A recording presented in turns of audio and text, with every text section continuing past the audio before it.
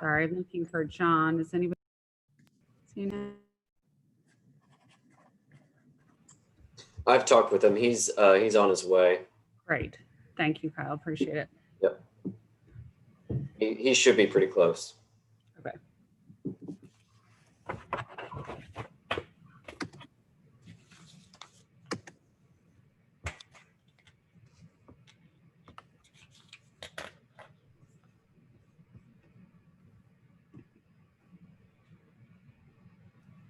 Hey, Alicia. Yes. I just sent you notes from Laysan on anti-racism efforts. She just sent them to me. She had a pretty long day. I didn't incorporate them into my report, and they might be duplicative of what you were going to say, but I thought you might want to see them. So, okay, let me look at that real quick. We'll put them in next week's newsletter or something if we don't get to them today. Okay. I know that professional development day was a long day for teachers. Great. Great learning that went on. Yeah. Okay. So get to this. I'm going to wait just a minute or two for Mr. Burno. I know that we are meeting earlier tonight to accommodate election results. So hopefully we will get through this in a timely fashion.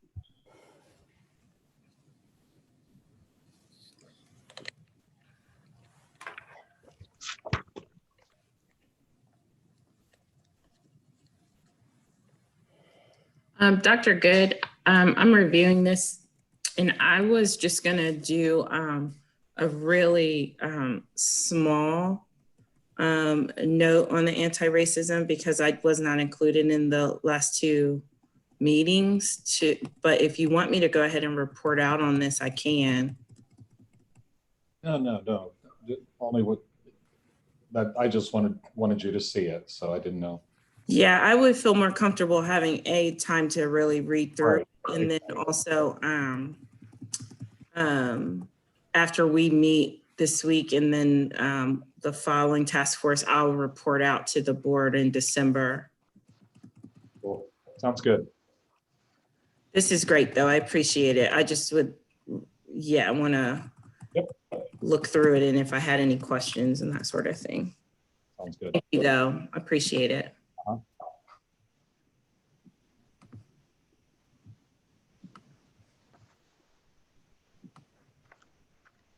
Okay. So John's in the building. He's setting up. So okay, great.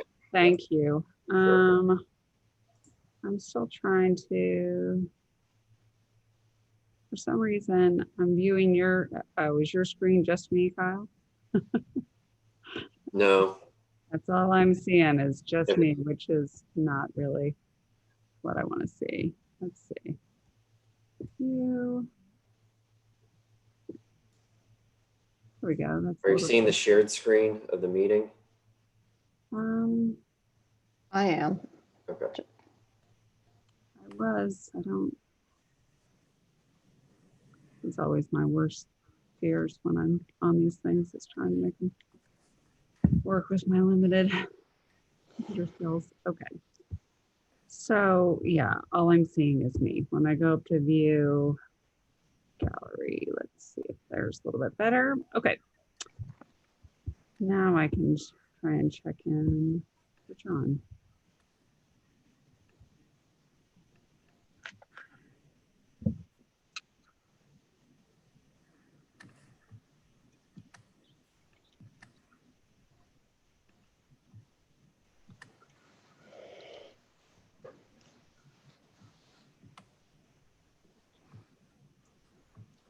All right, why don't we go ahead and get started, and we can make note of when Mr. Burno comes in. Right. So in accordance with Ohio Revised Code 121.22 and House Bill 197, I hereby call the Board of Education of Bexley City School District regularly scheduled board meeting for Tuesday, November 3rd, 2020 to order. Given that, Mr. Smith, will you please call the roll? Ms. Minio. Aye. Here. Sorry, here. Ms. Mitchell. Here. Ms. Powers. Here. Ms. Snowden. Here. Don't see Mr. Barno on yet, but I'll make a note when I see him. Come on. Yeah. Okay, thank you. All right, can I have a motion to approve the minutes for our meeting of, oh, sorry, I'm gonna switch over to mine. Approval of minutes, thank you, for item 1C, please. So moved. Thank you. Second. Thank you. All in favor, please signify by saying aye. Aye. Aye. Any opposed, same sign. Thank you, that motion carries. Can I also have an motion to approve our agenda for tonight's meeting?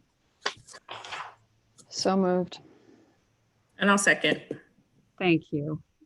All in favor, please signify by saying aye. Aye. Aye. Aye. Aye. Any opposed, same sign. Thank you, that motion carries as well. So we'll start right in on board reports. I want to thank everybody for coming a little bit early tonight. I'm trying to work around the election results tonight and voting. So I appreciate everybody's efforts on that. I will report just that I was able to attend some of the professional development at the school today, which was exceptional. I'm very, very thankful for the work that our staff has done and for the time of our teachers and staff to engage in that important work. I also want to make note to board members that the Ohio School Board Association Capital Conference is next week.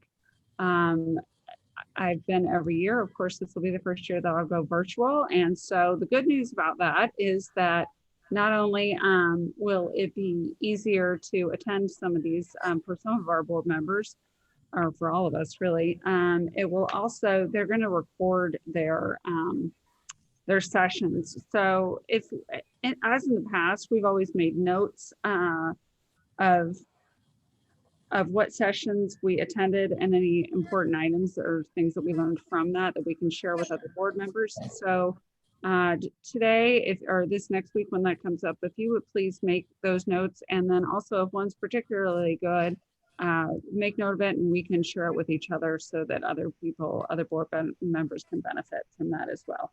So I'll look forward to that next week. And just as a reminder, we're all signed up. So any of those that you want to attend, please do. So as far as my specific reports on the policy committee, I will note that, and board members know that in the last, at our last meeting, which was a special meeting, it was a board retreat, we had the opportunity to discuss board governance.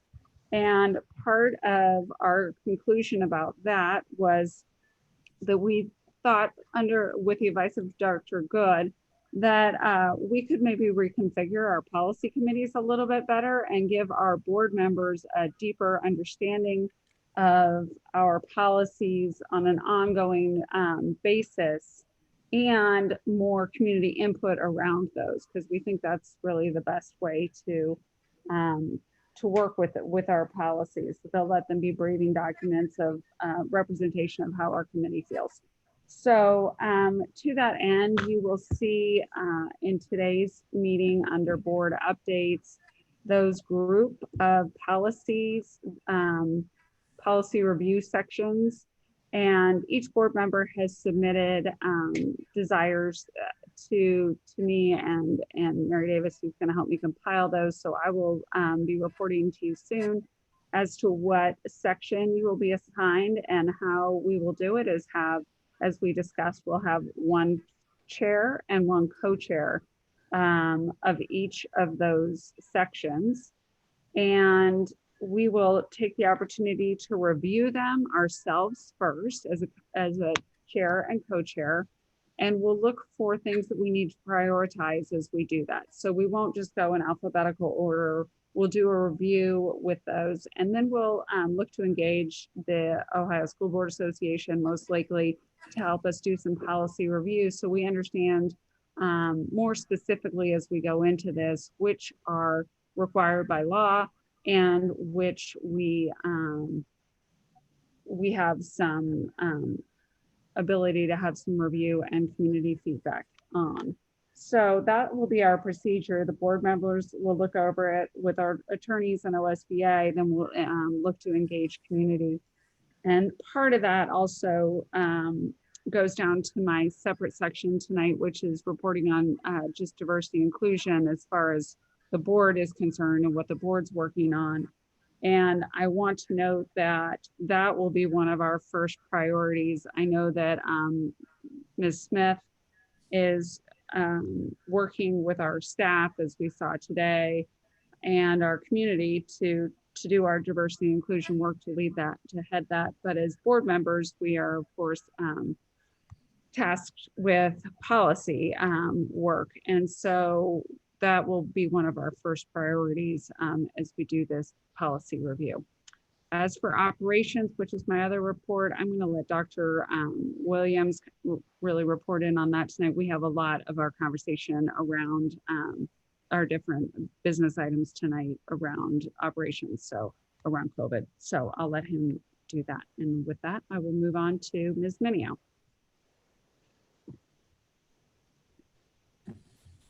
Okay, I think I'm unmuted.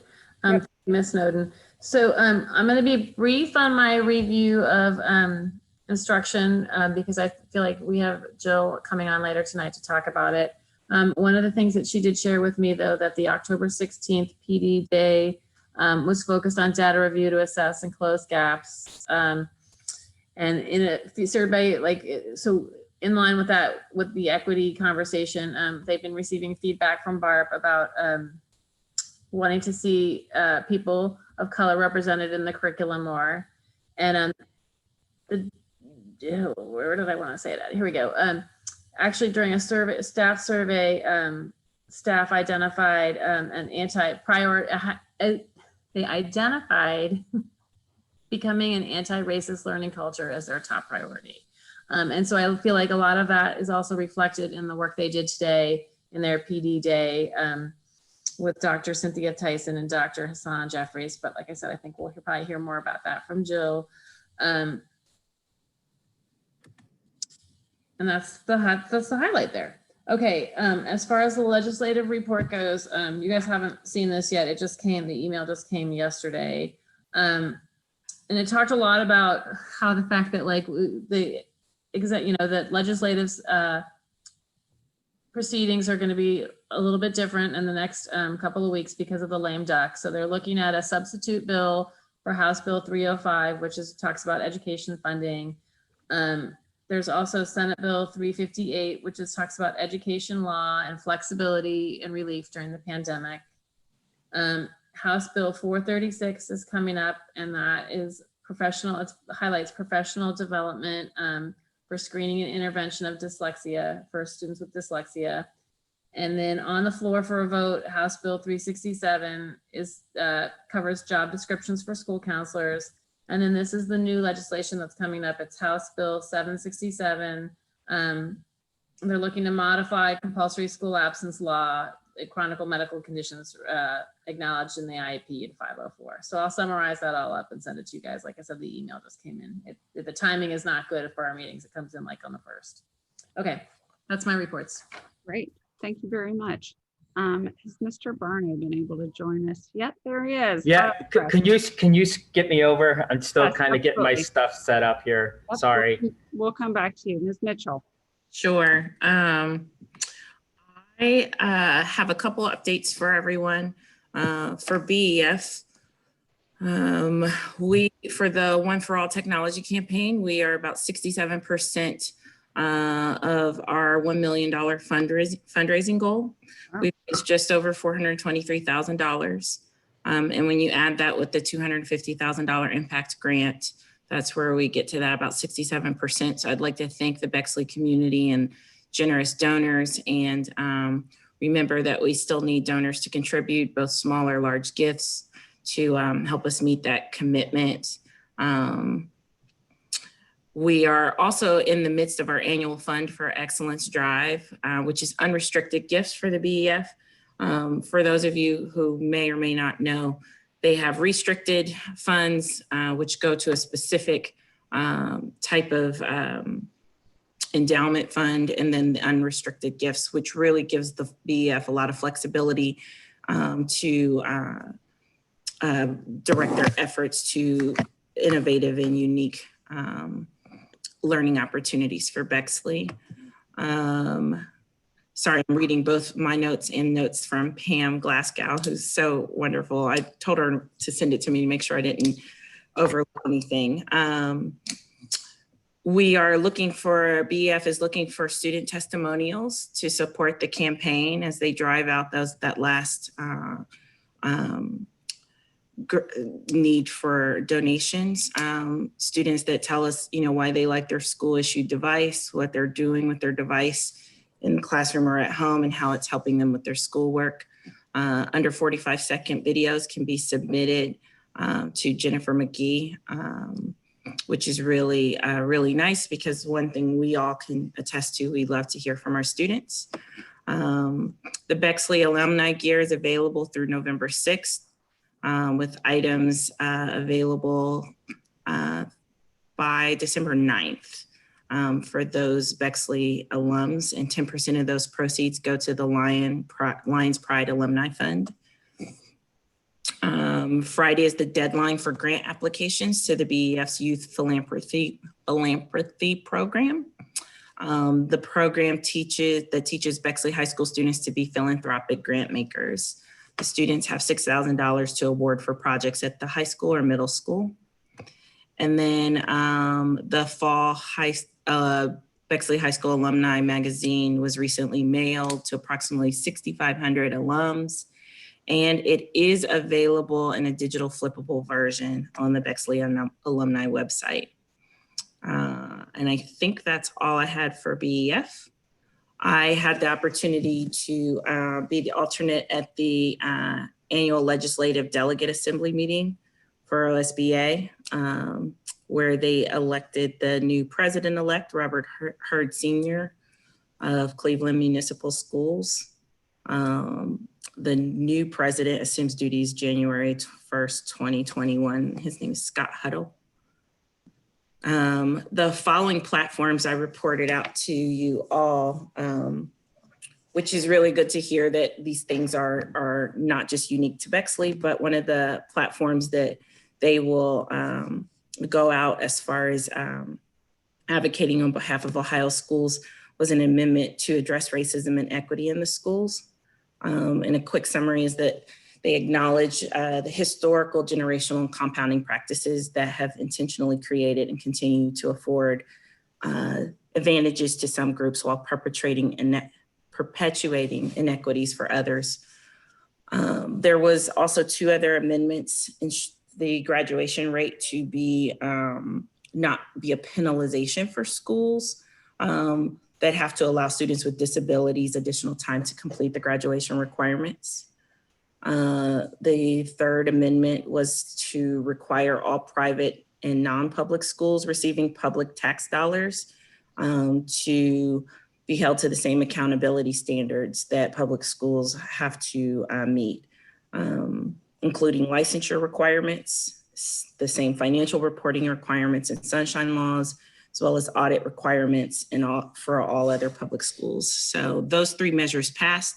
The fourth one, which actually addressed vouchers in schools, I actually voted for this measure because I felt like it was important to have language in the legislative platform, but there was a decisive argument against sending and communicating to our legislative bodies that public school supports taking money away from schools to go to voucher programs. So it was interesting. At first we thought that fourth one passed, but once they counted all the votes, it did not. So that gentleman who spoke out against it swayed quite a few assembly members to not vote for that measure. I have no facilities updates at this time. Like I said, I do have upcoming meetings with the Bexley Anti-Racism Task Force this month, and we'll report out next month on their work. I did have an opportunity to attend the Parent Institute on implicit bias. And I just want to recognize Ms. Layson Smith for her incredible work that she does in our district. We've really set a lot of groundwork in Bexley that many people may not be aware of, but has been work that the district has been engaged in for a long time. We're not starting from scratch. And I really, really appreciate how she leads these virtual sessions, which are in and of itself somewhat hard to connect with people, but she finds a way to get people to offer comments and feedback and really have an opportunity for great sharing. So I was really, really pleased with that event once again. And that's all I have for today. Thank you. I appreciate that. And I should note in my report, I have diversity and inclusion under mine, and we put that there a few months ago in a desire to make sure that it was always on our agenda. But because we have now tasked Ms. Mitchell and Ms. Powers to be our board representatives on that task force, I will next month be moving that down into your report, so it better reflect our practice. Hey, can I ask really quick before we move on? Kyle, is there any way you could make the screen just a tad bigger? Because even with my glasses, I am like struggling. Thank you. You're awesome. Thank you. Yep, perfect. Thanks. All right, so moving on, Ms. Powers. Thank you. I will just, again, second or third or whatever, the comments about today's professional development programs and the Parent Institute. I had an opportunity to attend both the Parent Institute and a couple of the professional development programs today, and they were awesome. So I'm really excited that those are going forth, and they're just amazing. My quick board updates tonight: the Bexley Rec board met in a special meeting for the limited purpose of considering and making a determination about a specific alcohol event that had been proposed for October. The next regular meeting of the Bexley Rec Board is November 11th. The Treasurer's Finance Committee met on October 20th. The meeting was focused on Treasurer Smith's thoughts and bases for the assumptions that he had put into, or that informed his 5-year forecast that he is presenting this evening. So I'm not going to say anything more about that because he will cover it tonight. Third item, the health and safety task force and the sort of honed in small version of that task force has had several meetings led by Dr. Williams. I think we've had 3 since our last regular board meeting. Those have been meetings with experts in our community to consider a proposal for guidance on a tool that could be used to determine when it might be advisable to move in and out of the school building and change our mode of learning from hybrid to all in or hybrid to remote. And I want to just mention my gratitude and how grateful we are and lucky we are in this community to have these medical professionals, epidemiologists guiding and helping us with these very difficult decisions that they've given so much time and their expertise to help our district. And it's so appreciated. We're going to talk about that guidance tool later in our meeting, so I won't say anything more about that. COVID task force meetings with the city, October 8th and October 22. We've had ongoing discussions in those meetings around different segments of our community, the public library, the schools, the Chamber of Commerce, the churches and temples, all addressing COVID issues and CARES Act funds, and how that's all going. Franklin County School Board Member Alliance met on October 17th, 2020. I joined that meeting. I'm interested in advocacy opportunities, and that's a meeting of board members from various boards around the community. The discussions were around school delivery models in the various districts, legislative updates, and the voucher litigation. I am very excited to be joining the Anti-Racism Task Force, the next meeting of which is November 9th, as well as the Service Model Task Force, which has its first meeting tomorrow. That's all I have.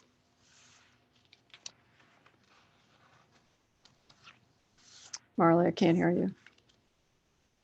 Marley, you're mute. There you go. Thanks. Mr. Barno. Thanks. Victoria mentioned we had the Finance Committee meeting on the 20th. And again, I'm not going to steal Kyle's thunder for tonight. There's a lot of really good information that Victoria and I and Kyle were able to talk about. Some of the assumptions, kind of digging in a little bit, some of the new school funding bill, some of how our revenue has been affected by COVID, how our expenses have been affected by COVID. And then, we with not only obviously the 5-year forecast, but over the next year or so, how things might look even in second semester, some of our capital outlay and expenses, different things that as far as forecasting, as far as our revenue. And again, he's going to talk a lot about that. And I think to have this finance committee and to have some questions, I think that Victoria and I are able to ask that Kyle can dig further into. And then when he presents tonight, I'm sure that will be helpful. In regard to athletic board, we have not had a meeting, and I've not had a technology meeting with Mr. Pettit since our last meeting, but I do want to acknowledge, I think Ms. Snowden had provided a little thank you to Mr. Pettit in an email, but I wanted to publicly acknowledge the technology department of the hard work that they're doing, and getting the one-to-ones going, as well as working through all the technology issues that we've had to deal with over this first semester, changing and learning models and everything. So I wanted to publicly acknowledge that. And then the last thing, kind of athletics, and I don't know if anybody mentioned it, but the boys and girls cross country team both qualified at the regional meet on Saturday. It was very exciting out at Pickerington. Both teams raced great. So this Saturday, the meets are there. Unfortunately, we only get 4 tickets per runner. So you can't have a lot of outside fans other than family, but it's exciting time to see both teams qualify, for the full teams qualify. And actually our girls team, I believe, had 3 girls qualify automatically for regionals outside of the team. So even if our team wasn't as great as it was, we would still have 3 girls running in the state meet. It was just an unbelievable meet to watch for both the boys and the girls. So I wanted to make sure that everyone was aware of that. And that's all I have. Great, thank you very much. And so Ms. George is our next report. I just wanted, before we hear from her, I just wanted to publicly acknowledge the work that Sarah has been asked to do in the middle of a pandemic. It is not an easy job to be the student body president in a normal time when you're a senior and you're applying to colleges and you're trying to get everything put together. And I just want to thank you from the board and from our community for the huge task that you're undertaking in keeping our students engaged and in a really unprecedented time. So with that, your report. Thank you so much, Mrs. Snowden. So we're really excited to announce that we have figured out a way to have our regular homecoming in-school activities, even if we're not going to have a homecoming dance this year.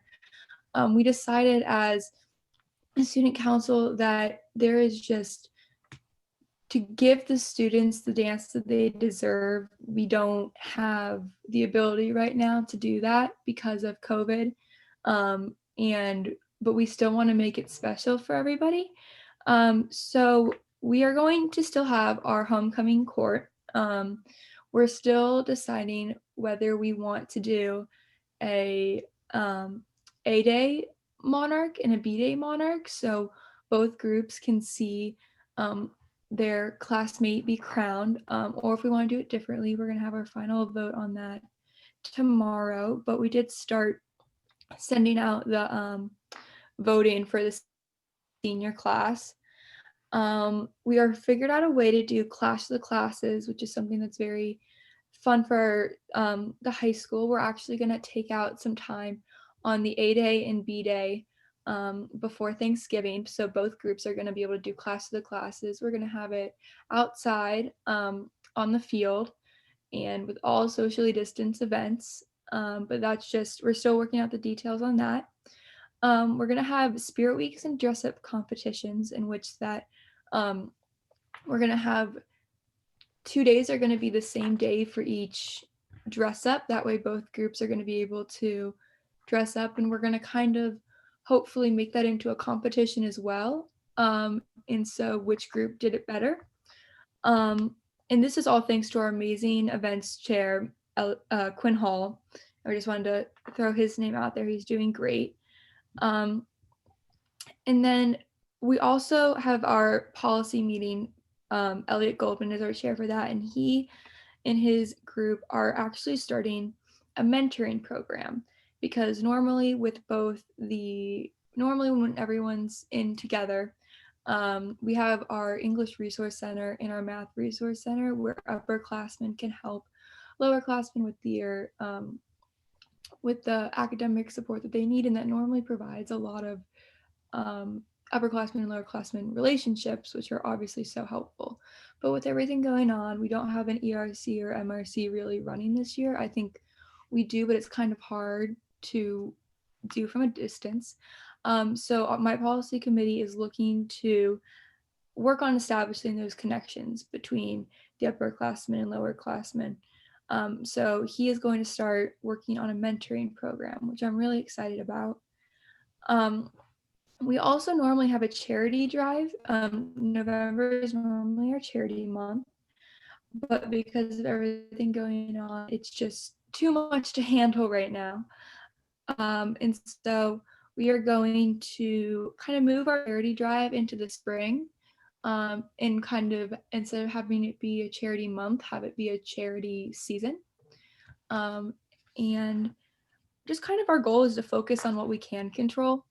With this time, everything is so unprecedented, and obviously as students and with COVID, we can only control so much. And so we're really focusing on making the best situation of what we can control and making sure everybody gets the best experience out of everything. We don't want to do anything half-heartedly. And that was kind of what we trying to make everything normal. That was our problem, is everything can't be the way it normally is. And if we were trying to make it, it wouldn't be how our students deserve it to be. And so we're trying to make what we can control the best it can possibly be. And that's all I have. Thank you. Thank you very much, Sarah. I really do appreciate your thoughtful work in a very challenging time. Please pass that on to all your members of the student body or student council. So thank you, and good luck in homecoming with all of that will entail. All right, so that is moving us on to our reports from the superintendent. Dr. Good. Good evening.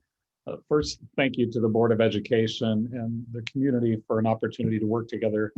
I feel especially honored to count as colleagues the extraordinary Bexley City Schools faculty and staff, and I've enjoyed meeting with our city's business operators and owners, and the chamber and civic organizations directors, and the charter and the parochial and the private school and higher education partners, and many, many caring parents, both classroom and extracurricular booster groups, our faith and foundation leaders, a couple of politicians. I even enjoyed meeting with them.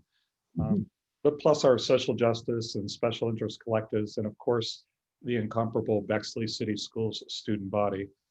These last 20 days has renewed my love for this city's residents and for the profound and the indelible positive effect they have on our lives, an effect that isn't the least bit diminished by a pandemic.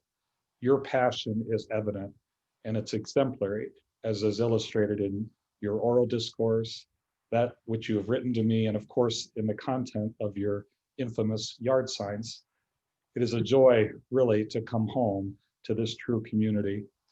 I appreciate your willingness to collaborate as we navigate the opportunity to reinvent ourselves and our industry without compromising exceptional quality for each and every resident.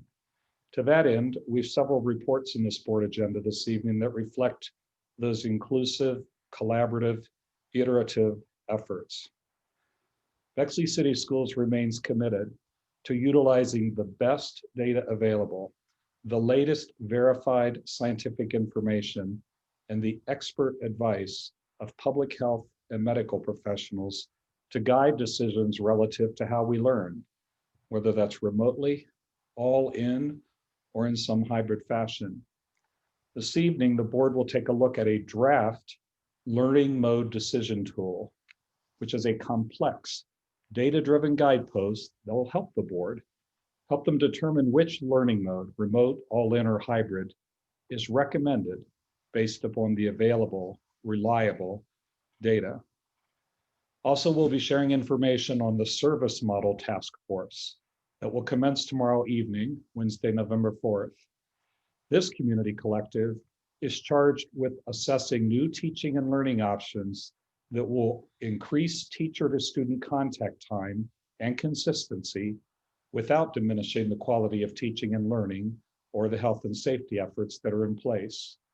Our goal is to present to the board in December a viable, resourced continuum of teaching learning options for our Bexley City Schools families.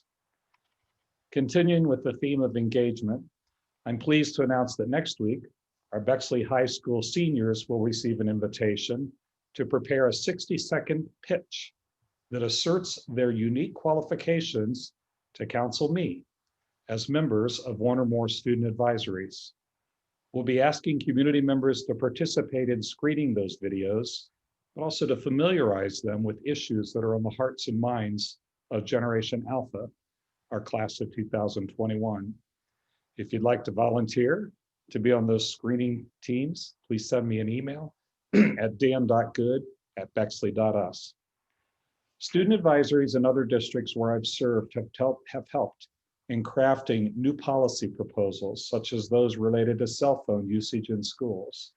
They've helped change, the computer just blacked out, there we go. They've helped change cafeteria menus to healthier fare. They've been the impetus behind the creation of new clubs and the addition of new sports. They've helped design syllabi for elective courses that align to contemporary issues. And they've helped identify new venues for commencement ceremonies. This is a great way for our graduating class to practice civic engagement and leave a legacy of activism. One last report this evening will highlight today's professional development experiences for our community of certificated and classified faculty and staff.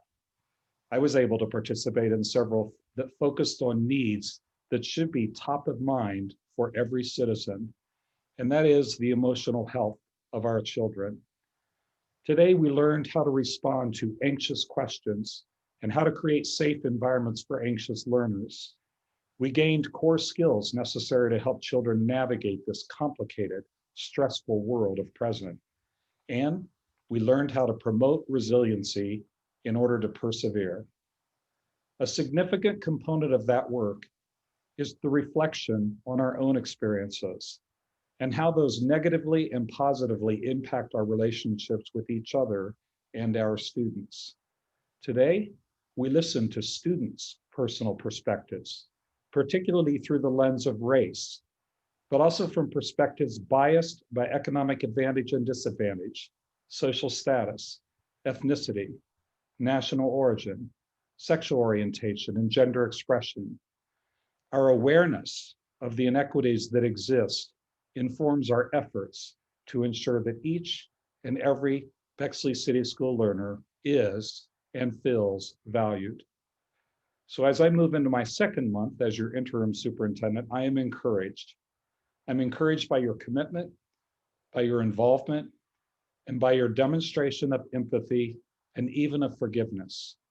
We must heal where necessary and move together to design a new Bexley City Schools experience that honors the city of Bexley's near 100-year history of being relevant, of being resilient, and of, where appropriate, being restitute.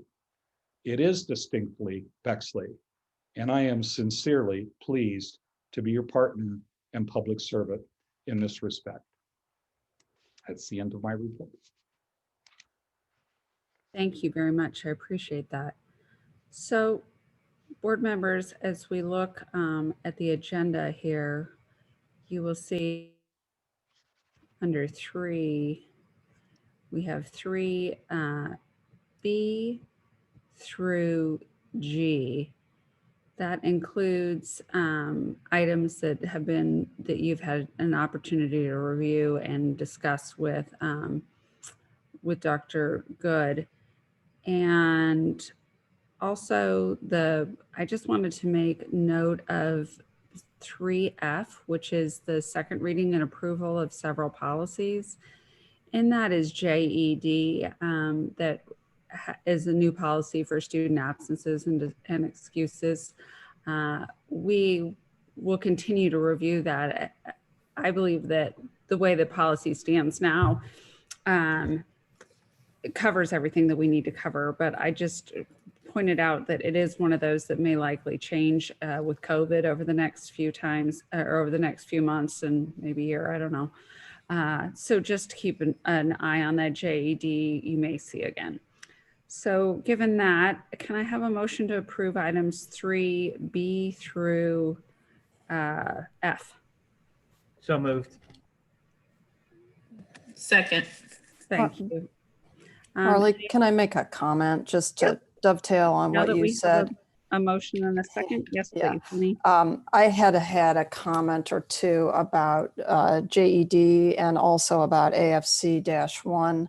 And we recognize that this would be the final reading. And instead of looking at my proposed revisions to that, those two, which were really just clarifying thoughts that I had about how to clarify them, I wanted to just mention that our discussion has been that in the policy review work that the board will do going forward, any clarifying changes that I feel need to be considered, I'll just pass those along to the team that's looking at those specific policies. So I just wanted to get that on the record because I had made a comment about it when we did the first. Great, thank First you very reading. much. Anyone else? All right, so this involves personnel. Mr. Smith, would you please do a roll call vote for us? Mr. Barno, Yes. Ms. Mitchell, Yes. Ms. Minio, Yes. Ms. Powers, Yes. Ms. Snowden. Yes, thank you. All right, so moving on to our treasurer's report, Mr. Smith. Thank you.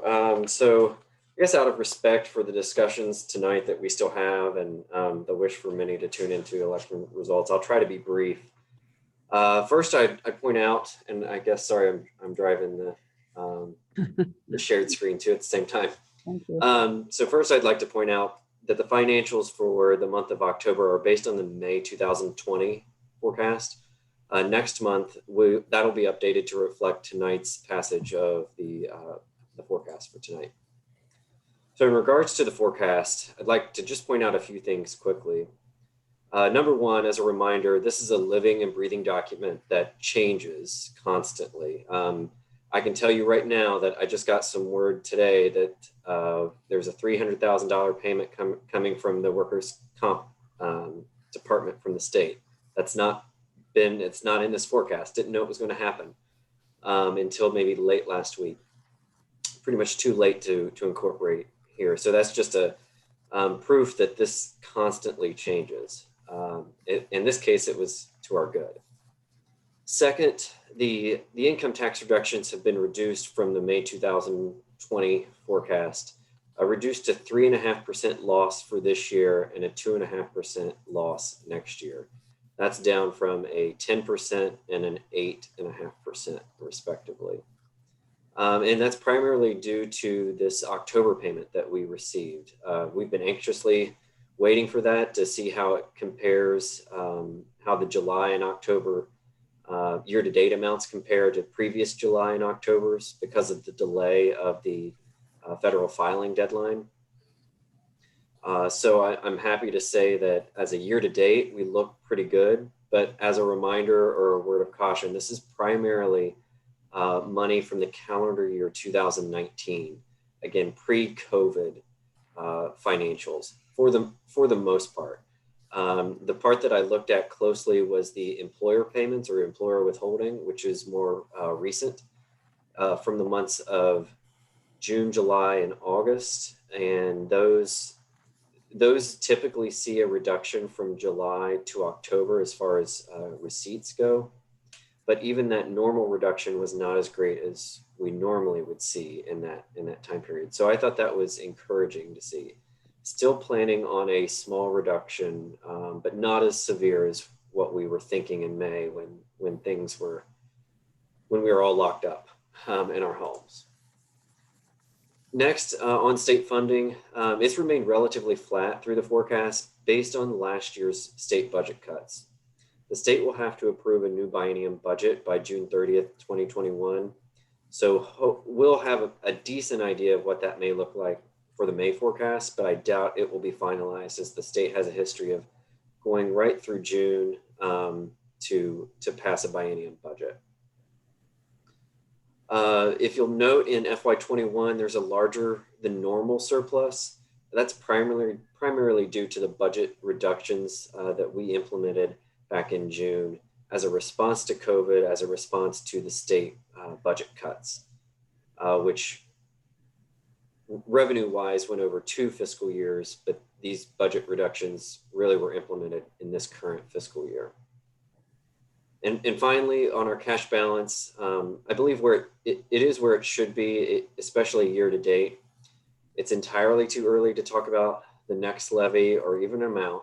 A lot can happen between now and then. Like I just said, a $300,000 swing to the good that I just got the number on today, actually. However, I know you all ask me this every time we talk about the forecast is, well, what's that levy looking like? Or what do you see? So if we were to have a break-even levy, kind of like we just did a year ago, for the 22-23 school year, we're looking at about a $3 or $4 mil operating levy to break even, which is what we were hoping for or aiming for when we were on the levy trail last year. Is about every 3 years, you want to be in that 3 to 4 mil range. It's still, again, I'll stress, too early to hang our hat on that number, but it's a number that we, even as a finance committee and finance advisory council, kind of like to keep an eye on. And as we get closer, that number will be more fine-tuned, but to be 2 to 3 fiscal years away, it's still kind of early, but I know you like me to talk about that. So I will wrap up there and happy to answer any other questions. Thank you. Any questions for Mr. Smith? I know we've all had the opportunity. I think we may have all actually called him individually about this. It's always interesting to see what comes up on the 5-year forecast. So I appreciate you reporting on that and for answering all of our questions, Mr. Smith. All right, so with no more questions on that, can I have a motion to approve items 4B through D? So moved. I'll second. Thank you. All in favor, please signify by saying aye. Aye. Aye. Aye. Could you hear everybody, Kyle? Now you have to unmute. I couldn't hear John. Yeah, I said aye. Okay, thank you. Sorry. Yep. Then that motion carries. Thank you. All right, so that moves us on to our Director of Staff and, sorry, this is actually, I meant to catch this typo. We've got our Director of Operations first, which is Dr. Williams, and he will be discussing our decision-making matrix I just want to note, as Dr. Good did, that as community members look at this matrix that we're talking about tonight, this is something that came from our panel of medical experts that have I'm very grateful for the fact that they've undertaken this endeavor. This is a group of people who have varied risk tolerances and different backgrounds, all in either pediatrics or epidemiologists, people who are in the professional world looking at these kind of numbers every day, and these kind of impacts of decisions, even in non-COVID times. So we appreciate their input. And as we begin to look at this, I just want to make sure that people understand this is a draft that was sent to us with notations. And so we will have an opportunity to hear from community members after we've had this up here, after we've had a chance to talk, and we will then look to either vote for adoption for this, for or against it, or some version of it at a regularly scheduled or a specially scheduled board meeting 2 weeks from now, which will be November 17th, Tuesday, November 17th at 6:30 will be the date that we will have the opportunity to vote on some version of this as a board. So tonight is just to understand it better. We have one of the experts with us if there's any questions for the board members. And with that, I will let Dr. Williams give his introduction. Hello, everyone. Hi. I'd like to begin by echoing what John said earlier and congratulate Coach Acton and the cross-country teams, both boys and girls. What a phenomenal season, not only competing against everyone that they had to race with, but obviously running against COVID made it a challenge as well. And having two teams in the state tournament is a great bright spot. That was really exciting when I got word over that this weekend. So I'd like to congratulate the athletic department and Coach Acton and all of his runners. They worked very hard, and that's not an accomplishment you get accidentally. You have to earn that one, and they certainly did. All right, so what we're here, one thing I want to share right now is the decision-making, the learning mode decision tool that we put together.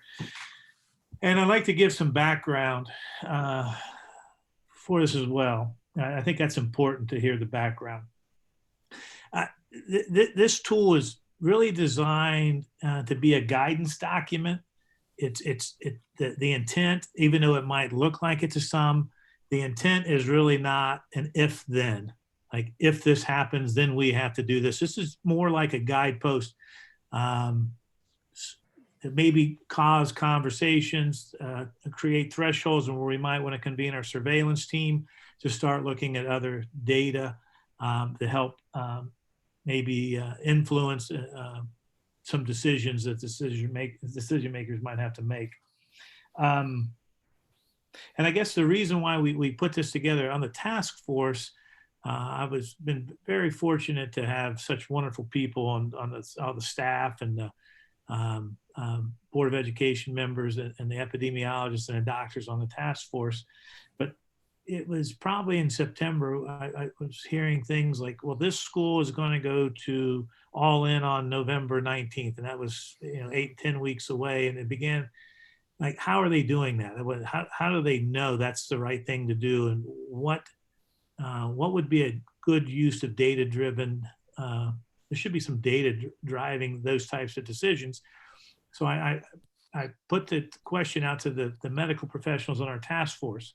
And they said, yeah, we can come up with something. And I thought that would be a useful tool to have. And as you said earlier, our task force is made up of wonderful people. And I wish everyone had the opportunity to listen to them talk and dialogue. But they do bring diverse backgrounds and diverse philosophies, which I greatly appreciated on that committee. And so what you see, for example, here are consensus numbers. So, level 2 of 200 or more, under level 1, 200 or more under the CATS data. you might have somebody on the task force that say, I think that should be 250 or 275, or that could be whatever number you want to make it. And somebody else might say, I think we ought to stay with what the county recommends as a high case rate of 100 per 100,000. So these numbers are not, I guess they leave the board some discretion to kind of get a feel for how this thing works. And then, but these numbers represent our consensus, which, like I say, I think is I've joked with the committee. So if I can get all 5 of you or 6 of you to agree on these numbers, I think we're going to have a pretty strong document. And we did reach agreements. And I do think that we're presenting to you a pretty strong document. So after we got started with this, one of the first things we did, we began looking at what other school districts were doing locally in the state and then nationally as well. And we gathered all those and we started reviewing what other schools were looking at. We began looking at what data did we have available to us. And we didn't want to have to create data or make data. We want to find out what data that we had available to us. And again, we wanted this document to serve as a guidepost. And as you take a look at it too, in the notes section, we did make there's only one absolute really in the document, and that is we made a recommendation that when the case rate hits 350 cases per 100,000, that we should shut down school. That's our recommendation, and that's really the only absolute. If you go back up to the other diagrams there, the thresholds there, you see there's a lot of room for discretion when you have and the discretion though is still going to be based on data. And I want to get to the data points here in a second and help explain that, because it's a complicated process that we've tried to make as simple as possible, and so that it's very transparent. But I do think there's some things I need to delve into a little bit more. So let's go ahead and I want you to point out a couple other things on this document. One is we had conversations about should it be elementary? Should we keep it across the same for the district? Should high school, middle school be different? We looked at some research that said children 10 and 0, 10 and 0. It's the Ohio State's record, hopefully. But that's the age 10 years and younger, that they're not as receptors or transmitters like we once thought of. So there could be some discretion where we might behave one way for elementary and one way for the upper level students. And there was also, we also contemplated putting something down about extracurriculars. Is there a time when we want to tighten restrictions? Is there data points where we might want to revisit having spectators indoors, or at a theater performance, or at a basketball contest or wrestling match?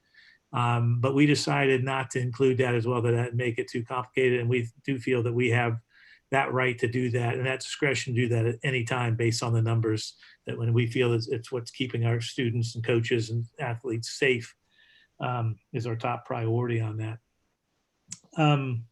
So if you would take a look at this document, what we have here is the data points that we thought that would make some sense to us. Is the first column is made up of the Franklin County data, and we have the color levels of yellow, orange, red, and purple.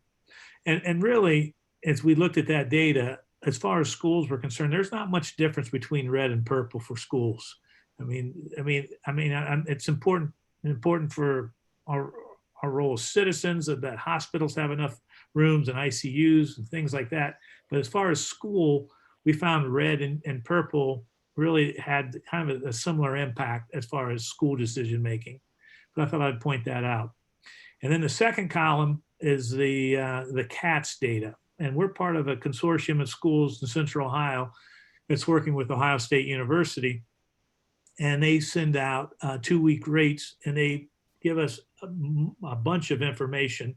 But one of the things they provide us with in other school districts, we can measure how our neighboring school districts, Whitehall, Reynoldsburg, Pickerington, we can see how everyone's doing. in that area, but we're using that case rate of per 100,000. And again, it's important. I think it's been defined that a high case rate is 100 cases per 100,000. And this took a lot of conversation, and we will admit that we came up with numbers that there's really no guidance out there to say, hey, at this number, watch out. I mean, we're not getting that information from public health officials or from elected officials. So we acknowledge that we were kind of building these based on what we think and the expertise for a task force that made the most sense. And also, like I said earlier, that we reached consensus on.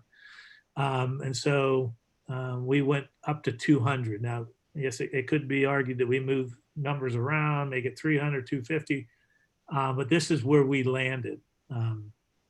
But we'll acknowledge that that's just our recommendation.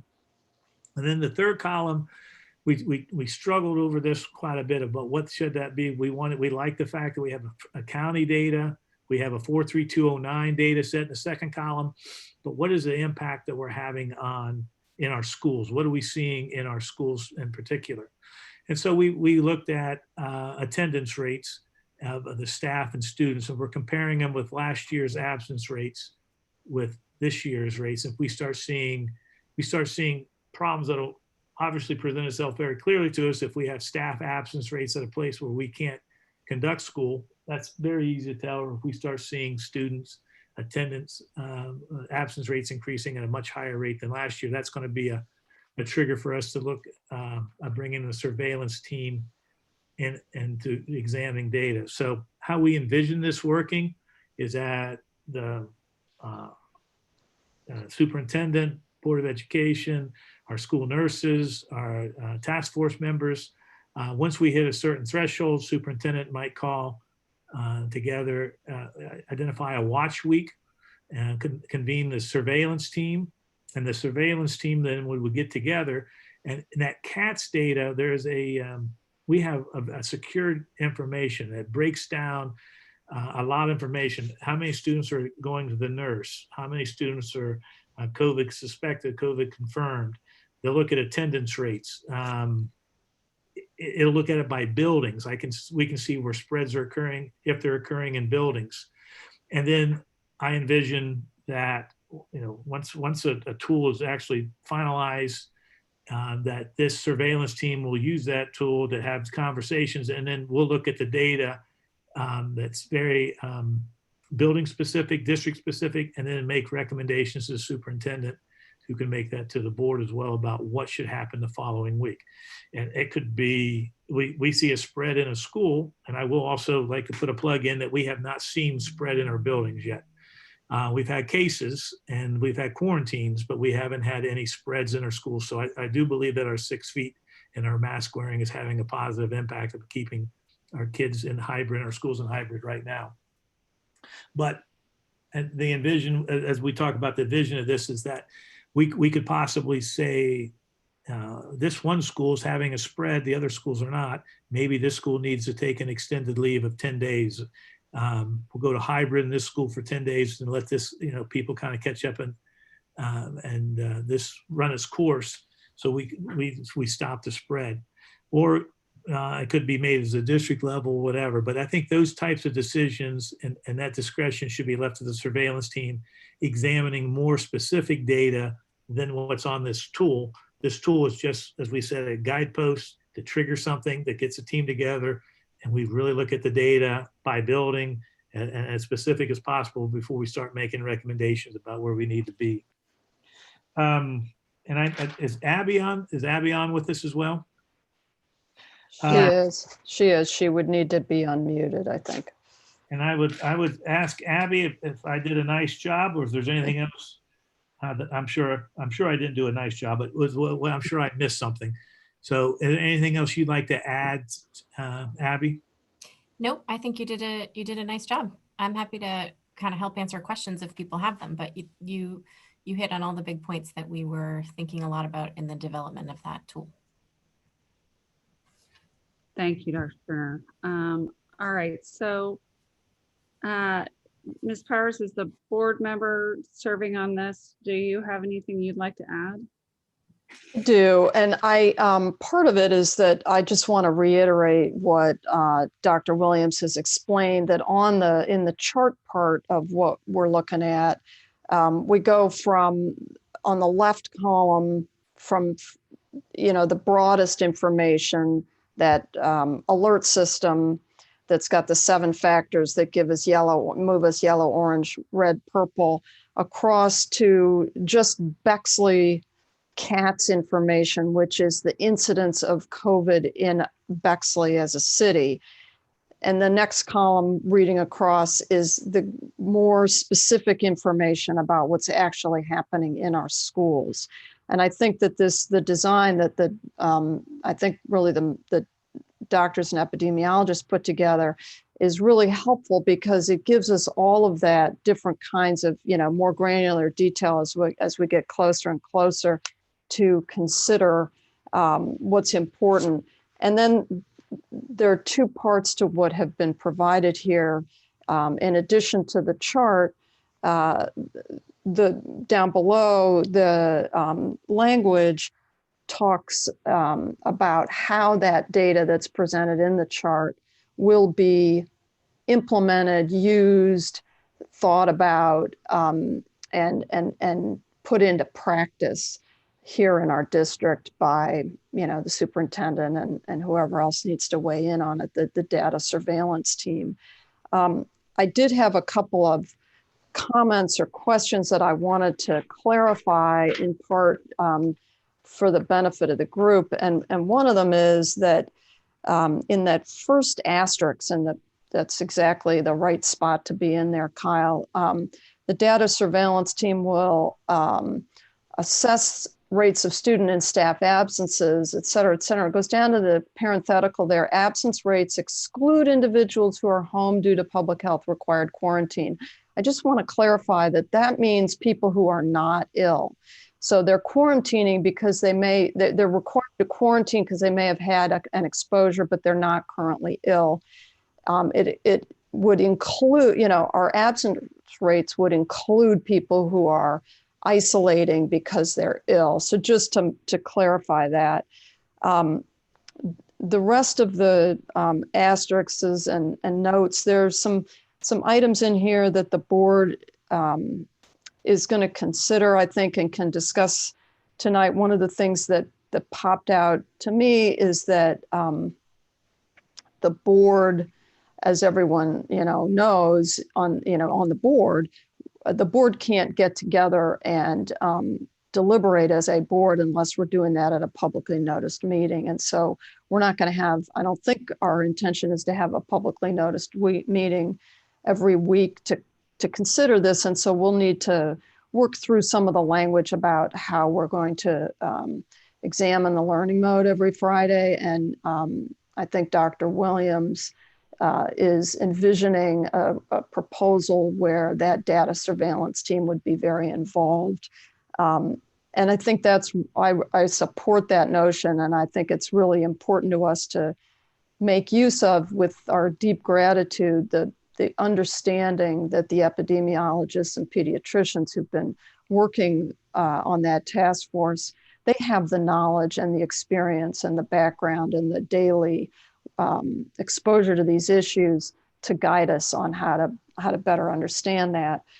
This middle column, that's the Bexley schools issue, I think what that's really getting at in a very shorthand kind of way is that if we're seeing that in our own school buildings, there are more and more and more students and staff who aren't here because they're out sick, and it's significantly higher than what we would have in a normal year. And so that we're getting to a place where a lot of our people aren't with us in our learning model. That information informs us that there's something going on in our buildings. And I've been looking at the data and the charts that have been made available to those of us on this task force, and I've tried to get those around to folks on the board. But Bexley's doing a really good job in the schools of keeping our line of cases pretty. we are going up a little bit, but we've done a really good job. And it is the case that within the school building, and I'll say, you know, with the masks and the hand sanitization and the 6 feet of distance that we have in the hybrid model, our numbers are good, and it's a good place for our students to be. So I'm really grateful for the work that's gone into this. I have a couple other things, but I don't want to monopolize the discussion and let other board members ask questions, and I'll chime back in at the end if it seems like the thing to do. May I add one more thing? And this Sure. is, I'm sure, I hope my task force is watching, because as you brought up a point, there are 18 schools that I'm aware of in the CATS program, and Bexley has the lowest case rate of all the 18 schools that are in that task rate. So I think that's another testament to not only the work of that committee, but to the students and the staff who are implementing every single mitigation strategy to its fullest potential. That's helping our community and helping our greater community by keeping the spread down. So I did want to acknowledge that and show my appreciation to everyone that's helped us achieve. You know, numbers are high, but they're not what other schools are facing right now, and we're fortunate. I just want to make a note on that. Thank you, Dr. Williams. That for our public who's watching, who are interested in looking at the actual CATS data itself, if you go on Franklin County Public Health, so it's COVID-19.myfcph.org. There is a school link, and if you go through the schools, K-12 schools, you'll see school data surveillance reports. And that's where you'll see COVID-19 analytics and targeted surveillance systems for schools, CATS. And you'll see the last 4 weeks reported there, and all the data that Dr. Williams was just referring to. And I think it's helpful for people to be able to see the actual documentation, and maybe we can get a link of that up on our website as well. It would be helpful. See if we can get Dr. Good to work that out somehow. So on that note, are there any questions from other board members about this proposed draft of the learning mode decision tool? I do have just a couple questions, if I could, Dr. Williams. Don't sneak away just yet. How quickly do you envision that you could convene your surveillance team? I think that would be, I mean, I think we're all going to have to plan, identify the team members, and then they're just going to be set aside. Once we get this data on a Friday, that we're going to meet on a Monday morning at 9 o'clock or whatever we decide, to be ready to have a conversation and look at the data. And so you don't have those folks identified yet? I do in my mind. I haven't told all of them, but yeah, I think we're looking at school nurses. Okay. We're looking at probably Victoria, hopefully, and so she's been a board member that's been on this committee as well. All the epidemiologists and doctors that have been on the task force, Dr. Good and myself. Okay. And you mentioned that Bexley City Schools has the lowest case rate in the CATS grouping of schools. How many of those schools that are in the CATS group are in our Bexley borders? Or is this just public schools only? These are just public schools. And again, it'd just be Columbus and Whitehall would be the ones that are bordering us. So you don't have any other data on schools that maybe hit the 43209 zip code other than what's available through Franklin County? As far as parochial schools and private schools, I have anecdotal information that I shared in the Friday report that I picked up just from phone calls to their school leadership there. I think I spoke with St. Catherine's. I spoke with St. Charles, Hartley Academy. And I think the only 2 schools that were all in at that time was St. Charles and Academy. But I think the important thing that both school leaders stressed to me was not to hang your hat on all in or hybrid, but distancing. Both school leaders said that they think that their success at St. Charles is due to they can maintain 6 feet of distancing while wearing masks, whereas Reedy and DeSales and Hartley, they similar schools, but they could not go to all in because they couldn't maintain the 6 foot distancing. Thank you. Welcome. Any other questions for Dr. Williams or? I have a few questions. Okay.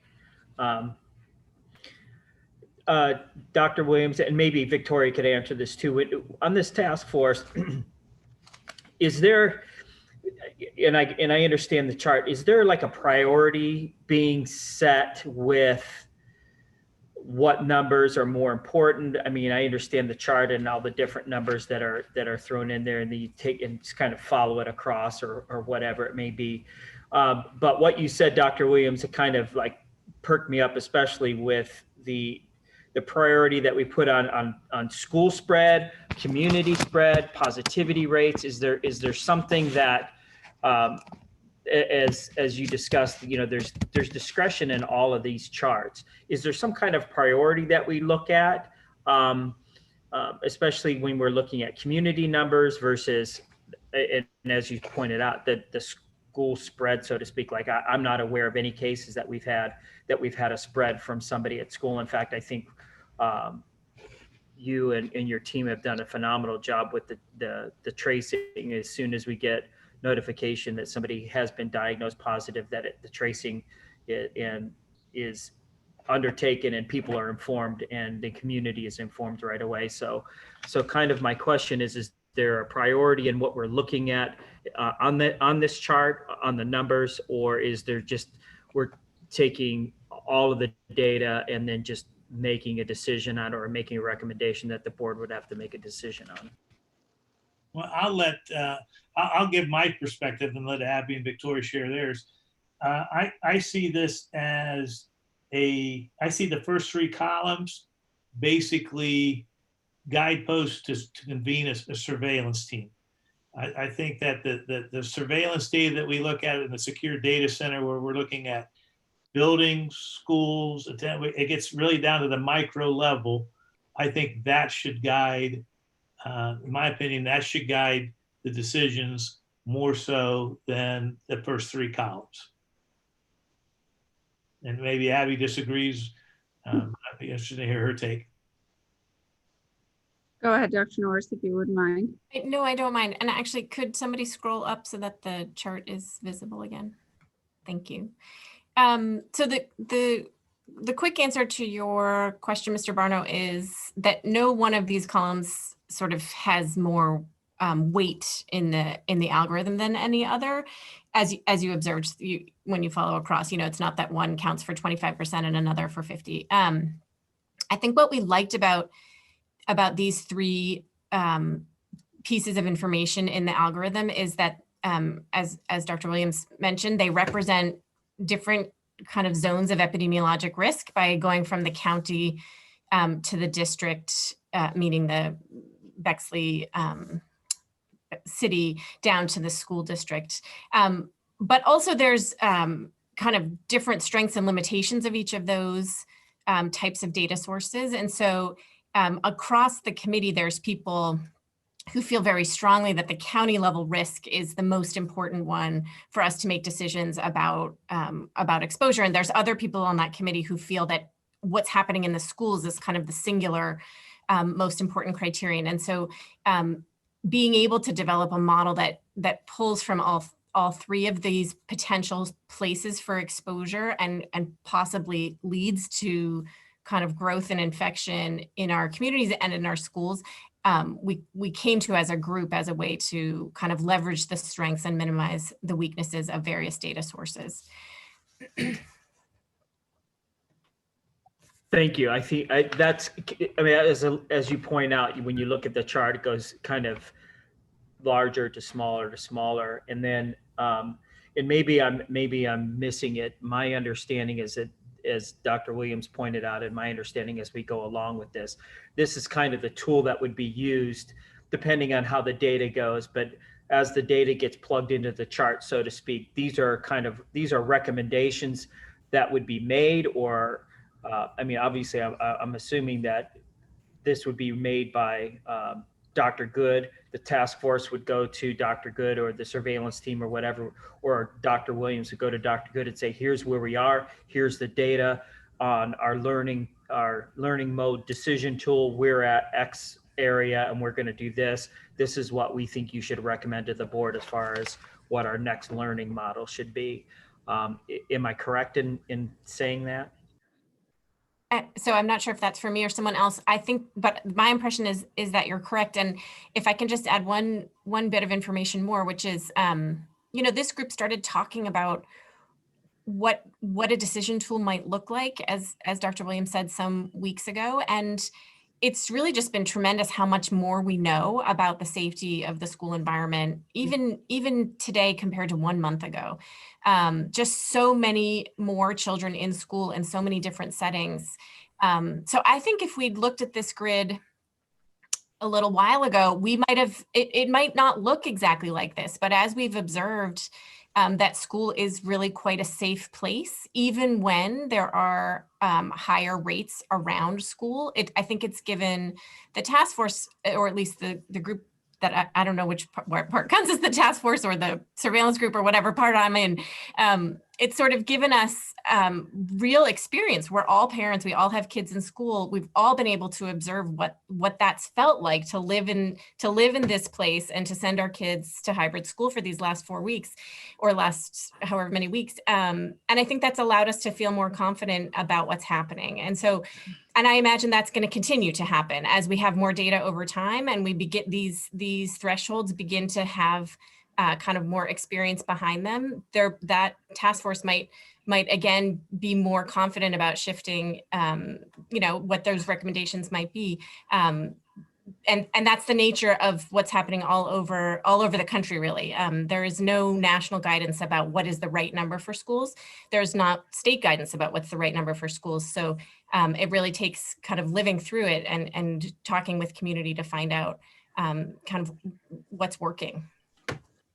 And if I may just add to that, one of the questions that came up in our discussions was whether we should acknowledge that this document may be revised as we continue to learn more information. And so you'll see one of the bullet points indicates that as we continue to get more information about COVID issues, and I know we will, it may well be that the data surveillance team makes a recommendation that we shift some of these recommended thresholds or shift what we're looking at and shift how we evaluate the data, because it's certainly going to continue to, become, there will be more information, I'm sure. Also, just want to point out that the way this is currently structured, there's a proposal for a watch week. So the way this would work in the, if we were to adopt this, is that at the end of every week, the CATS information is automatically forwarded to the districts that are participating. So Dr. Good would receive the CATS information every Friday. That would permit us to go through the exercise of seeing where we fall in the chart. We've got the Franklin County information. We will receive the CATS information every week. And then the surveillance team can decide whether we need to go further and look at additional information. And then there would be, if it were the case that a decision were made to change the learning model, there would be, the proposal is that there would be a watch week so that we can go through another week of data gathering to see if we really actually are where we think we are, and that it wasn't just a blip or whatever. so that it gives us a little bit of time to continue to look at data and information. It also gives families, teachers, students an opportunity to adjust. And that's been a critical issue that we've continued to have in mind, that all of those stakeholders in the community need to be able to make the adjustment as appropriate. Thank you for acknowledging that. I forgot to say that, Victoria, but that's a very important point you just made. So thank you. Sure. And Dr. Williams, kind of the question that I asked before that Dr. Norris had talked about, with the watch week, and as I understand this, as this would go along, how would a recommendation come before the board to change our learning mode decision tool? What would be the process of how that would work? Go ahead. Okay. No, please. I would just say that I think that would be like everything else we do. We're going to figure it out as we go in some ways, but also as we continue to review this stuff, we'll have our monthly meetings. So if it becomes clear that one of these is not working, then we'll come back to it like we have with all of this, that, we've just repeatedly said the need to be fluid and have some flexibility around it. So we would just do it that way. Ms. Snowden, really quickly, I just want to clarify. So this decision tool is a guide for our surveillance team, district staff, but ultimately the expectation would be a recommendation would still need to come before the board. The board would look at the data and we would vote it. Or would they, if we were to adopt this decision tool, they have the authority, should conditions change as they change, to make that shift. I'm just trying to clarify what we're. I appreciate that. Dr. Good, would you like to speak to this? I feel like you are looking like you have the answer. I do, and Board Member Mitchell is absolutely right. I would make the recommendation to the board, but ultimately it would be a board decision. And certainly to the points that Board Member Powers and Dr. Williams made, and Board Member Barno echoed, letting families know in as much in advance of a change is really a top priority for us. And kind of following up on that, Dr. Good, one of the things too, I mean, besides the families and everybody, the students getting adjusted, the three different learning models that we have, I know that the adjustments and the changes that our teachers have had to figure out as we've moved along as well, and done an exemplary job in doing that. I have concern, not a concern that they can't handle it, but how we would change, and if the board would recommend we're changing it to this model, I'm assuming that they are, but I would like to know that our teachers are ready to do whatever model, whether obviously all in seems to be the easiest as far as teaching. I'm not saying it's easy, but as far as the three models are concerned, but they would be ready to go, have their plans ready to go for hybrid, all in, or if we have to go back to remote. I'm assuming that after this period of time that they are prepared, and we have a stellar teaching staff. I just want to make sure that their concerns as well and I know that they're part of the task force, that input has also been considered. I know that it has, but I wanted to kind of echo that to make sure that our teachers are also ready to go when and if we have to change learning models. Thank you, Board Member Barno. I think that's an essential, given that timing is critical. For example, if we're in a finals week, or if we're in the midst of state standardized assessments, or that may change how quickly we could flip that switch, and very, very sensitive to the needs of our professional staff being able to make that adjustment. And as we'll hear later, we're convening a task force that maybe looks at some different other kinds of hybrids, or some different other kinds of remote learning.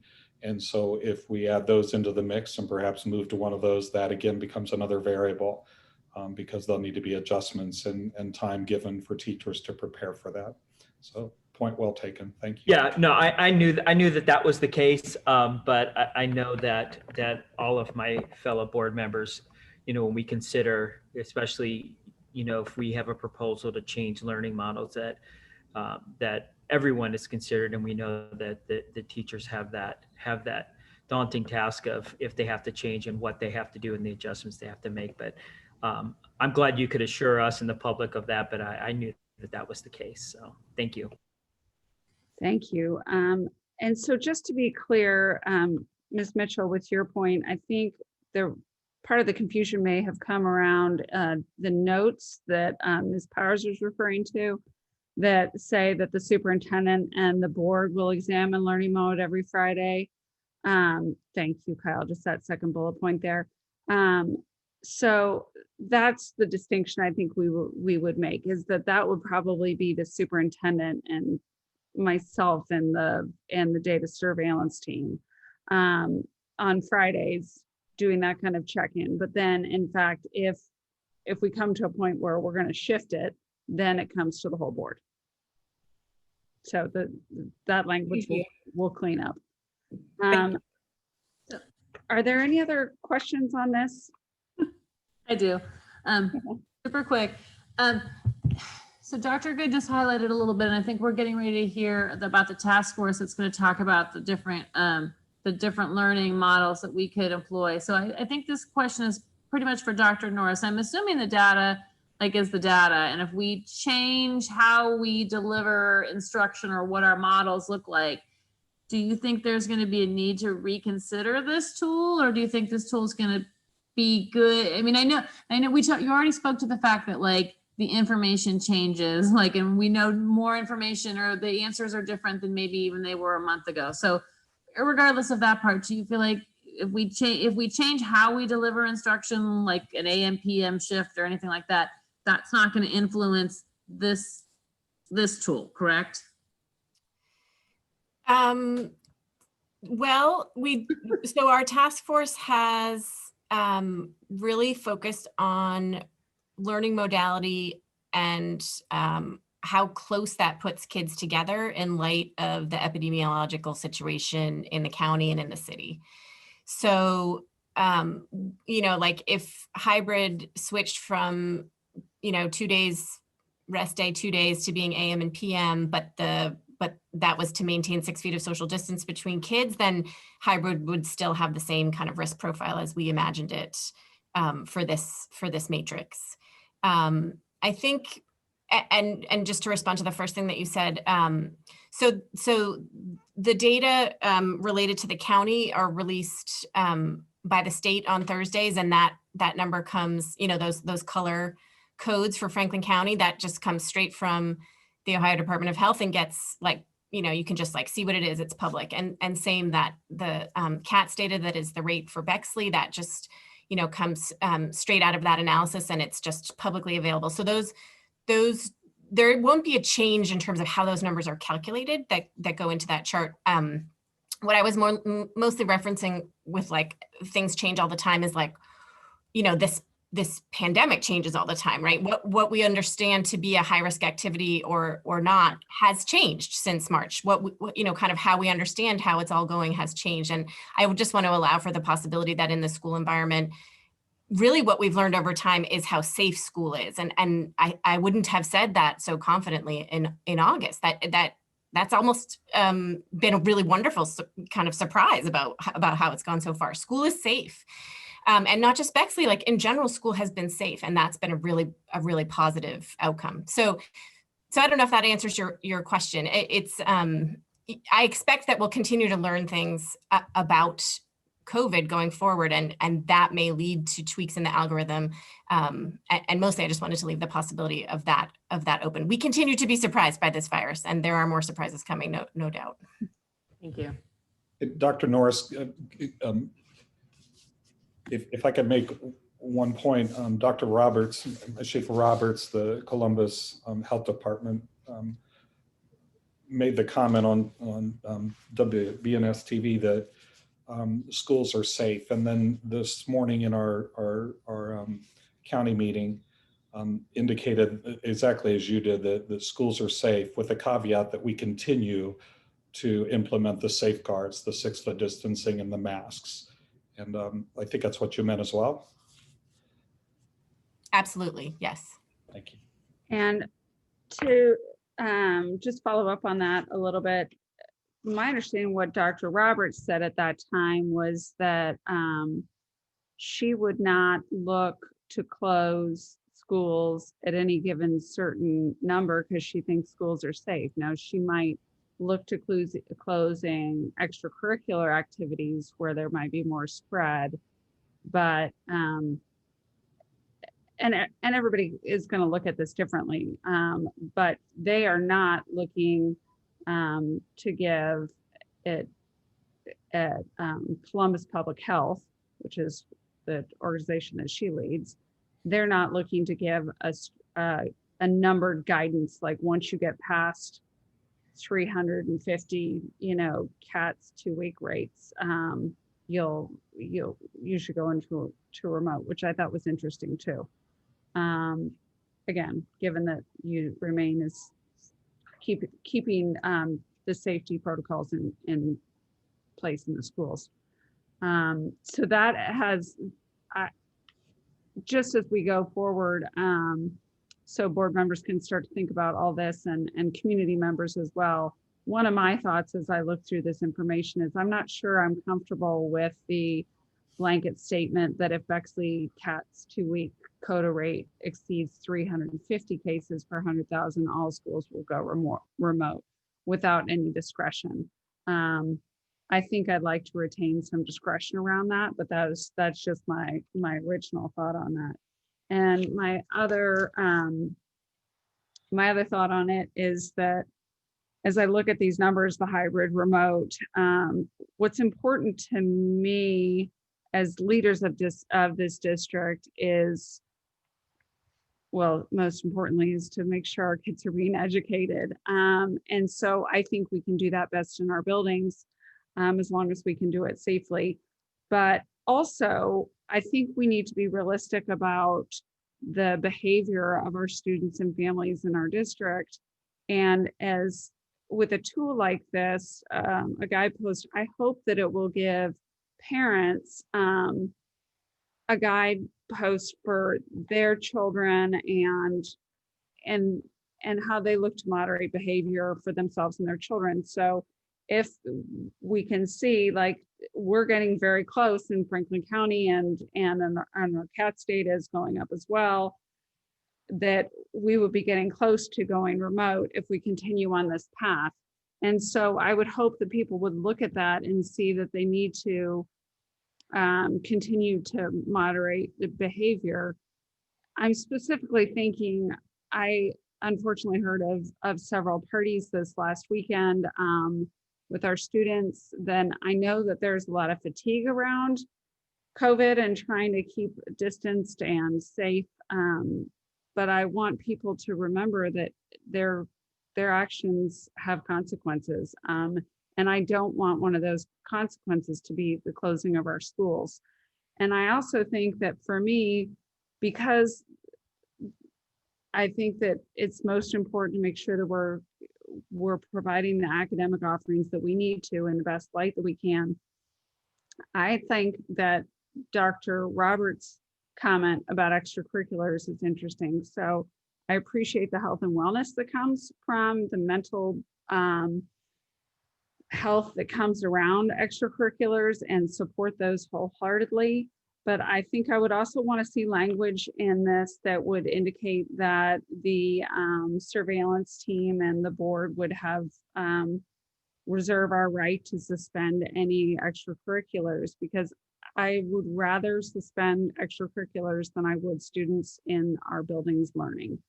So, and maybe it's not all, I know that's gonna like flood my mailbox. And I don't, it's certainly most definitely not meant to be a threat. It's a way for me to communicate my sincere concern about where numbers go and how we can affect that as a community.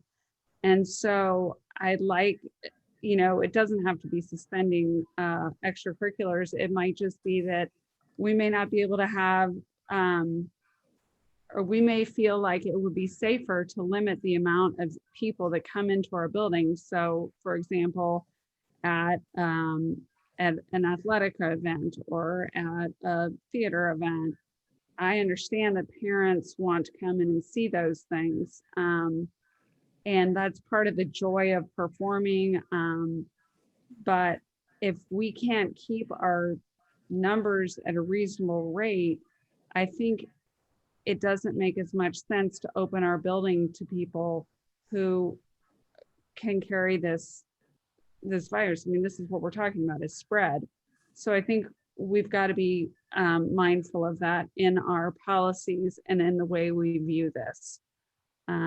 Those are just my thoughts before next. Just note, and I would like to just point out though, I mean, we have had a pretty active extracurricular schedule over the summer to the fall, and made it through our fall season of the majority of our sports.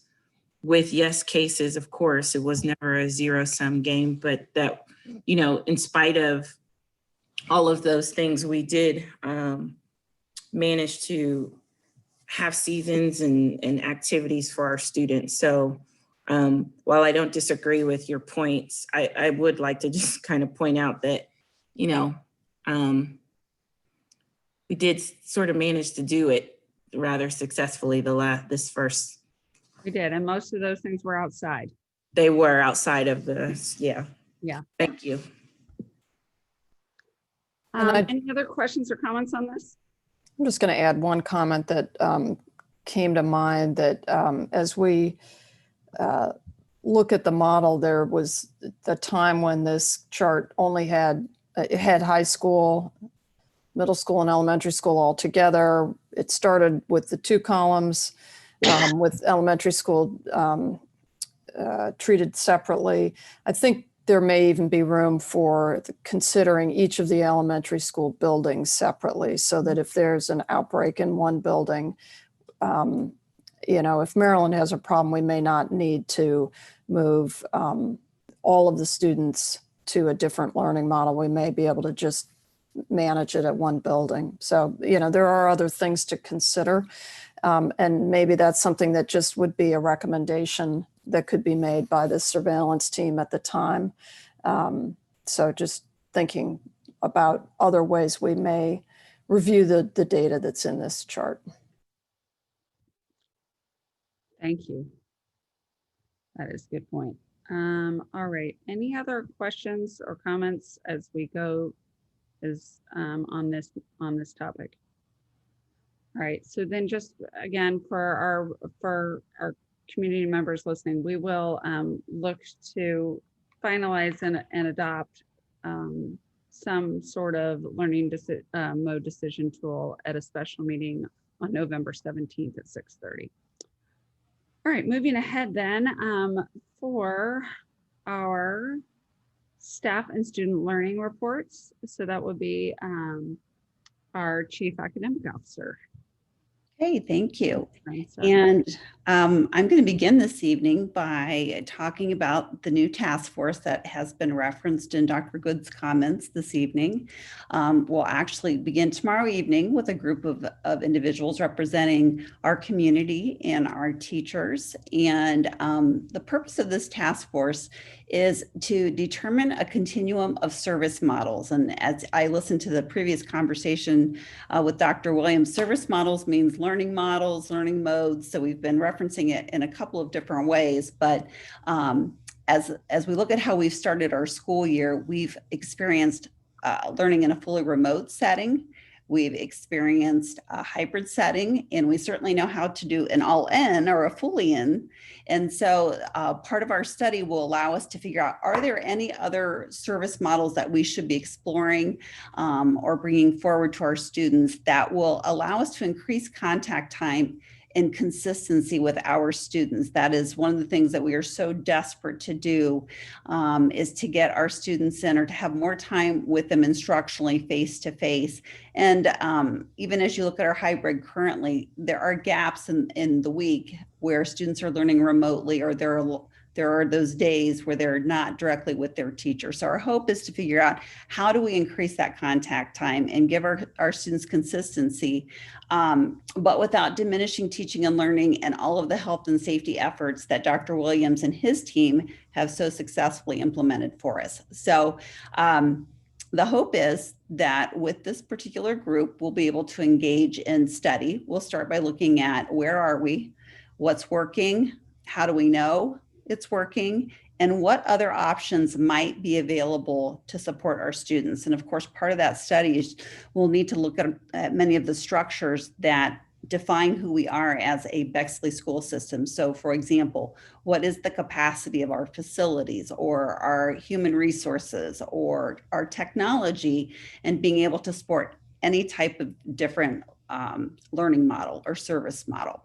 The task force itself will be made up of 42 individuals, and they represent a variety of perspectives, as well as the way their students might be experiencing school. We have parents who have students across all 3 levels. We have parents who represent our e-learners, and certainly our students who are attending in the hybrid. And so our hope is to bring these individuals together across 3 meetings, to do a deep dive and look at what we're doing, what we could be doing, and what our community is asking of us to do. In addition to the task force, we'll also offer work groups that will function outside of the task force. So if you think about those 42 members on the task force, they'll then divide into 5 smaller groups and with a specific focus. So for example, there's a community and communications work group. There's also a general education work group, a specialized population, and that would be our special ed, our gifted intervention specialist. There's I'm trying to think which, we've also got a student and staff operations groups, and that's really the group of Dr. Williams and his folks and what they've been doing. But within each of those work groups, we'll also invite or welcome in other stakeholders to help the smaller work group problem solve around a specific area of the work.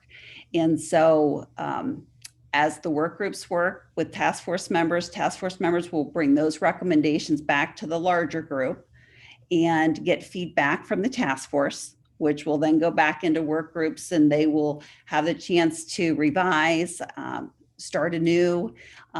With the ultimate goal is to be able to bring recommendations to you at the December 15th meeting for considerations of how we might grow that continuum of options for our students, with the hopes that we would be able to implement something in the second semester. Our initial work with this is primarily focused on looking at our K-5 experience, but we have additionally spoken to Ms. Robbins and Mr. Cottle and asked them to work with their teacher leader groups as well, to just engage them in conversation and to explore similar questions. So we've worked really hard to create a task force that we think is representative of diverse perspectives. And the timing of this is really aligned very nicely to the work that Dr. Williams just shared, because we've got something that potentially gives us the scientific guidance of how we could move to getting our students back in. And now we need to explore, do we have the right hybrid options available for our students? And if not, then what changes do we need to make so that we can get more time with our students? Fantastic. Thank you for that input and summary of all that. Are there questions for Ms. Abraham? Ms. Abraham, just really quickly, is this task force that's about to convene just focused on K-5? It does not include folks for the middle school and high school then? We have a middle school teacher who is represented on the task force, and then we have parents that represent students at different levels as well. And then but we don't have a principal as an example on the particular task force. So that I'm really the contact to middle and high school in those work groups with staff. So they're exploring. This is the perfect time for us to really take a pause. We have finished the first quarter. We're a couple of weeks into the second quarter, and this is a good time for us just to look to see what's working and what could we do differently or in addition to what we're currently doing. Thank you. Mm-hmm. Thank you. Any other questions? Well, I'm looking forward to that work. I get to serve on that task force, and I'm looking forward to it. So thank you for the update. And Ms. Snowden, uh-huh. would it be okay if I then provided an update on our professional development day as well? Thank you. I was just going to say, and thank you for the great work you did today. But yes, if you could share with our board, and I know we've all had a chance to look at it, but our community members as well. Yeah, the work that was done today. Thank you. And previous. Okay, so today we had the opportunity to engage nearly 320 of our staff members in a full day of professional learning. And, you know, sometimes you get gifts when you least expect them. And I would have to say having a full day of professional learning via Zoom was probably not a way that any of us would have imagined or hoped for, but it really provided us with a tremendous opportunity to provide staff with lots of different learning options that we were able to ultimately record, many of them that they couldn't attend at a scheduled time because they had too many things that they wanted to choose and they could only make one choice, that they'll be able to access those sessions at a different date. But we had 16 unique sessions, and the content of those sessions were determined by our staff interest. They had completed a survey for us, and priority areas of interest were looking at the social emotional wellness and mental health of our students, continuing to provide learning that supported our equity, inclusion and diversity work, and then getting support in how do you teach in a COVID time. And so that allowed us to be able to put sessions involving technology support. We were able to use our new technology coach. Toby provided some sessions, and then we also had some of our staff who shared unique ways that they were approaching their teaching within the hybrid model. We had 28 presenters, and we had 19 that were actually our Bexley staff, including 7 that were our Bexley students, which we thought was an exceptional opportunity to have our students speaking and sharing their stories today.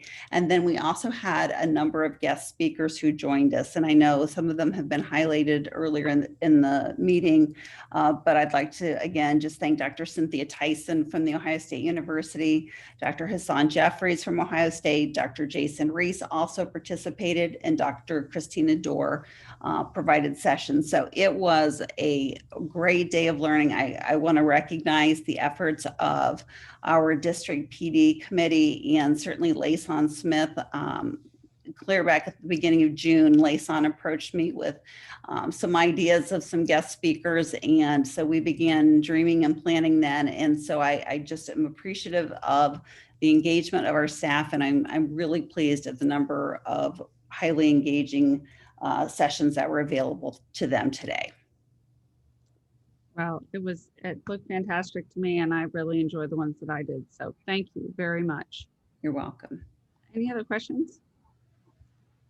All right, thank you very much. Then we are moving on our agenda to public participation. Mr. Trill, have we received any members who would like to speak for public participation? No, I did not receive any email that someone wanted to participate during the public comment. Okay, thank you. And I will make note at this point, at our special board meetings, we do not generally allow for public participation at those. Usually they're rather singularly focused on a particular issue. So they don't follow the same format as a regularly scheduled board meeting.